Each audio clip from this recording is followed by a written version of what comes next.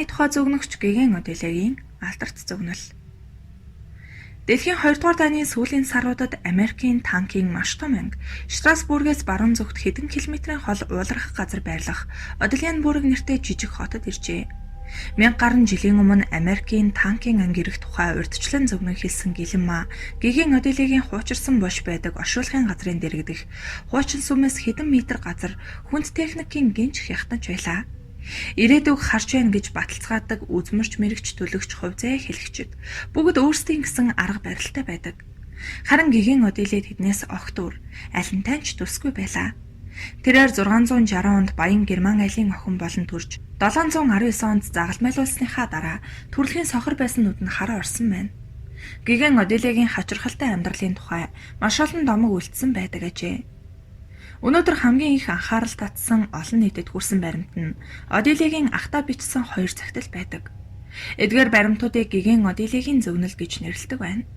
Францын гүн байсан ахта бичсэн захидлуудаа автогипнозын буюу өөрийн ховсдлын үед харагдсан хэд хэдэн зөвнөлийг маш тодорхой бичжээ. Одиле дэлхийн 1-р дайны тухай бичсэн нь бодит үннээс зөрүүтэй байсан ч дэлхийн 2-р дайны тухай бичснийг нь уншвал цочирдмоор ажээ. 2 захидал 200 жилийн өмнө латин хэлнээс орчуулагдсан тул захидлын хэсгээс бид унших боломжтой болжээ. Ах минь, бидний өссөн төрсэн газар нутагт уул талгадын цаанаас ирсэн хүчирхийллийг харсанд минь итэг. Урд өмнө нь дэлхийн хаанаас ч ирж байгаагүй зовлонгоос болж айдас аимшиг хүн төрлөختнийг эзэмдэн. Энэ аимшигт цаг үед германчуудыг дэлхий даяар хүн төрлөختний түүхэнд хамгийн аимшигт дайныг өдөөсөн гэж буруутгана. Учир нь яг тэр үед Герман хамгийн аимшигт алан хидэгчийг төрүүлж дэлхий даяар дайны гал үнэртүүлнэ. Хүн төрлөختөнд түүнийг биелсэн чөтгөр гэх болно. Рэйчел өөрийн үр хүүхдийн эцгийг хараасан шиг эхчүүд түүнийг харах болно. Энэхүү бог чөтгөр гэмгүй гэр бүл айл хунрыг өчүүхөнч өрөвдөх сэтгэлгүйгээр устгах болно хэмээн бичжээ. 20 дугаар зуунд болох үйл явдлыг Геген Одиле зөвнөн хэлснийг болсон үйл явдалтай харьцуулж үзвэл нацист Германд болсон явдлыг маш тодорхой хэлсэн нь харагддаг. Герман улс үнэхээр дэлхийн 1-р дайны дараа дайн өдөөгчд, олон улсын найрсаг харилцааг үл хүндлэгчд, өөрсдийгөө дэлхийг эзэгнэхээр заяагцсан дээд төрөлтөн хэмээн өргөмжлөгчд гэгчлэн хэлэгдсэн билээ. 25 жилд 2 удаа германчууд дэлхийн дайн өдөөсөн нь хүн төрлөختний түүхэнд хамгийн их сүрэл хохирол учруулж хамгийн их хүний амьд сүтгсэн дайн байлаа. Геген Одиле Германд төрсэн алан хятагчийг хүмүүс бог чөтгөр гэж нэрлэн хэмээсэн байдаг. Үнэхээр ч Адольф Гитлер хийсэн гутамшигт гэмт хэрэгээрээ энэхүү нэрийг авахаас чаргагүй юм. Сүмхийд ламнар дайралтын байвалж дайны төгсгөл хүртэл бүхэл хүчээрээ устган нурааж байлаа. Германы хүүхдүүдэд сүсэг бишрэл юу ч үлдээлгүй, багч гэсэн шүтэх зүйл орхилгүй устгажээ. Хүүхдүүд Германы залуучуудын эвлэлийн дүрмт хувцас өмсөн жигдэрч тэдний хувьд ганц бурхан нь Гитлер байсан. Германы ард түмний удирдагч олонний өмнө Библийн номлол дах бурханы 10 заалтыг зөрчсөн нь хүний ёс зүйг нулимсантай адил болжээ. Бурханы 10 заалт Германы ард түмний хувьд тэнэг дорой байдлын илэрхийлэл болжээ. Гитлер шашны төв зөвлөлүүдийг тарааж Германы ард түмний цорын ганц шилдэг бурхнаар өөрийгөө өргөмжилжээ. Одиле загталтаа чөтгөрийг харааж буй эхчүүдийн тухайд урсжээ. Фольш, Орос болон бусад орнуудад эхчүүд хүүхдүүдийн хамт сүмд хашигдан амьдараа шатагдсан юм. Албатан ажилд маш олон хүүхдийг явуулсан билээ. Германы удирдагч Англи, Франц, Америк нэгдсэн улс, Орос, Австралийн түүний эсрэг тэмцэлд амь өргөцсөн цэргүүдийн сая эхчүүдийн зүрхийг өнчрүүлсэн билээ. Гитлерийн тухай Геген Одиле хэлэхдээ энэ түрэмгийлэгч Дунай мөрний эргийн сав газраас ирж Германы ард түмний зүрх сэтгэлийг эзэмдэнэ.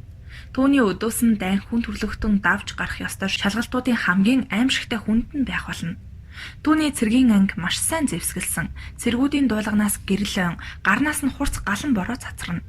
Энэ галын харгислал хэмжээшгүй их юм гэжээ. Адольф Гитлер үнэхээр Дунай мөрний эрэгт төржээ. Тэрээр Германы ард түмнийг өөрийн дээд зэнда хүч нөлөөнд итгүүлж чаджээ. Гитлер маш богино хугацаанд сая хайл хашгирах хүмүүсийн урсгалыг бий болгож чадсан байна. Дэлхийн 2 дугаар дайнд амь өргөцсөн хүмүүсийн тоо хүн төрлөختний түүхэнд харьцуулшгүй аимшигт явдал билээ. Хүн төрлөختөн үүнээс илүү аимшиг бити болоосай хэмээн залбирч байна. Гал асгарах зэвсэг буюу автомат эзлэгдсэн олон хотын байр байшин хүн амыг сүтгсэн билээ. Гитлер Европоор хөндлөн гулд алхаж, гიშгсэн газар нь шатсан мөрлөлдөж байлаа. Мөн захидалтаа Газар ус агаарт эзэн нь тэр болно. Санамсаргүй үед гинтийн их хүчээр дайрч дайснуудаа галаар болно гэжээ. Дайн эхэлснээс хойш 2 жилийн дараа Гитлерийн цэргүүд бараг бүх Европыг эзэлсэн байлаа. Бөмбөгдөгч онгоцоор гинэт дайрч дайсныхаа хамгаалалтыг устгаж байв. Адила ахта бичгтээ дэлхийн ард түмэн хүчирхийлэл харгислыг нүдээр үзэн цочирдцгаан гэснээс гадна энэ их хүч юунаас гарах вэ? Ийм аимшигттай гарахыг хэн зөвшөөрөх вэ гэсэн хоёр асуулт тавьжээ. Дэлхийн улс гүрэн Гитлерийн дайрах хүчинд үнэхээр цочирдсан билээ. Дайны мэрэгжилтнүүд дайн болохоос өмнө хийсэн дүгнэлтэндээ харгислалын ерөнхий төвшинг дутуу үнэлжээ. Тэр үед байсан хүмүүсийн санаж байгаагаар дайны өмнө Германы зэвсэгдлийг Берлиний баярын жагсаалд явдаг хэдэн модон танк, буу, нэг буудлаас нөгөө рүү дөнгөн данган нисдэг хэдэн онгоцоор төсөөлж байсан билээ. Гитлерийн хүчнөлөөг хит басамжилж байсан нь харагддаг. Дайны гинэн мэрэгжилтнүүд ногоон ширээ тойрон сууцгааж Гитлерийн энэ дайралт Германы газрын тосны нөөц дуусах үед буюу хагас жилийн дараа дуусна гэж тооцжээ. Тэдний ижил гинэн улс төрчид Гитлерийг Францын хамгаалалтын байлдааны бүс зогсоож чадна. Англи хинч сөхрүүлж байгаагүй. Тэгээд ч хинч Англид занл хийлээгүй гэж үзэж тэдний хинэнч Германы шумбагч онгоцнууд Америкийн эрэгт хүртэл занл хийлнэ гэж төсөөлөөгүй. Герман цохилт өгөхөөр бэлдэж байх үед хуурамч үзмэрч мэрэгч төлөгчид худал үгээр ард түмнийг хуурч байлаа.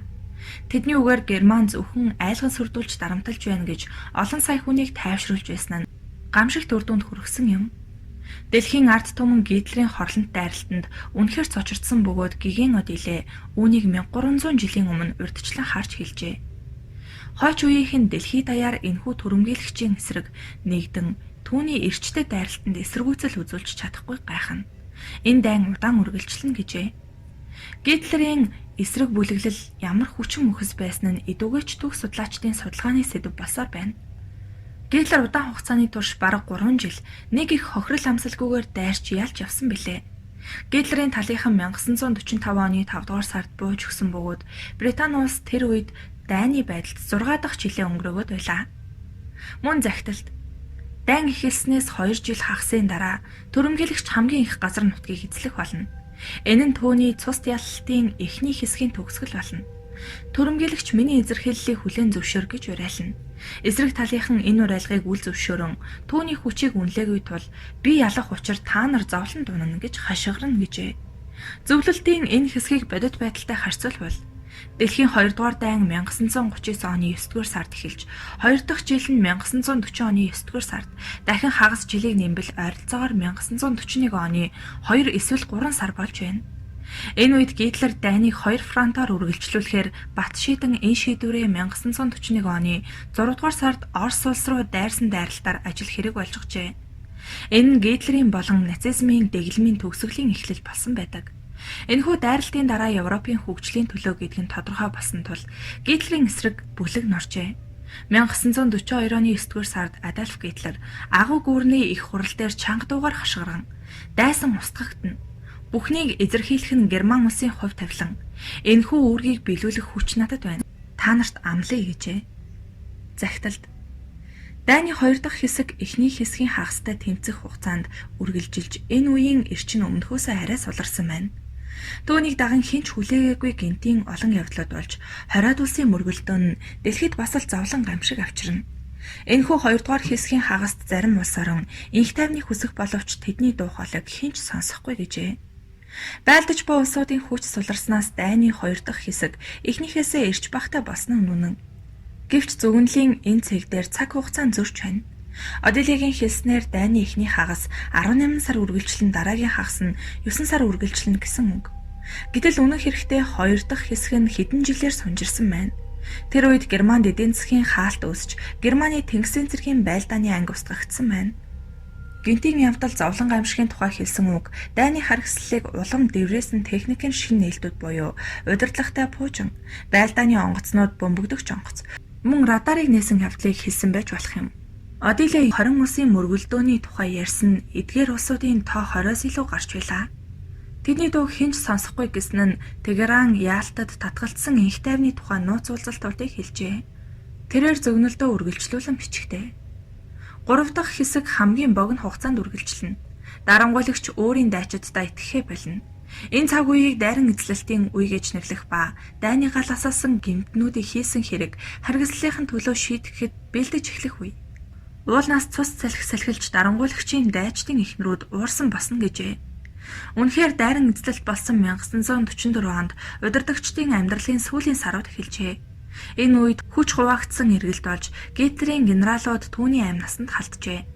Үүний дараа Гитлерийн эсрэг нацист зэргүүдийн эхнэрүүд Рин гол дээрх Кельн хотод бослого гаргажээ. 11-р сард эдгээр бослого гаргагчдыг цаазаар авсан байна. Дэлхийд даяар дайны гэмтнүүдийг шийтгэх ажилд бэлдэж эхлэв. Гитлер цэргүүддээ итгэхээ болсон байв. Гэгээн Одиле зөвгөнлийнхөө төгсгөлд. Бид орон зүгт дарангуйлагчийн цэргүүд үл мэдэгдэх нууцлаг өвчнөр өвчлөн байх асар том үйл явдлыг харсан. Бөг чөтгөр эдгээр цэргүүдийг устгаж байх шиг байлаа. Ард түмэн энэ бол бурхны гар, бурхны уур, шудраг ёс гэцгээж байв гэжээ. Дорн зүгт болсон асар том үйл явдал гэж юу хэлв? Дэлхийн хүн төрөлхтний түүхэнд Хирошима, Нагасаки хотууд дээр хаясан атомын бөмбөгний дэлбэрэлт шиг аимшигт үйл явдал болоогүй байх. Үүнийг нууцлаг үл мэдэгдэх өвчин гэж хэлж болно. Энэ явдал гэмтээ гэмгүй бүхнийг Япончуудын дайралт хийх хүслийн хамт устгажээ. Дундад зууны үеийн тэр эмэгтэйн оюун санаанд 20 дугаар зууны үйл явдал Гитлерийн сэргэлт уналт Японы эзэрхийллийн хамт харагдсан нь огт тайлагдшгүй нууц юм. Гэгээн Одилегийн захидлын эцэст. Үүгээр хүн төрлөختнийг нүмерсэн аюулт дайн дуусахгүй. Дараагийнх нь бэлтгэгдсээр байна. Гэсэн нь чухам ямар дайныг хэлсэн нь тодорхойгүй үлджээ. Магадгүй Солонгосын, Вьетнамын эсвэл Иракийн дайныг хэлсэн байж болох юм.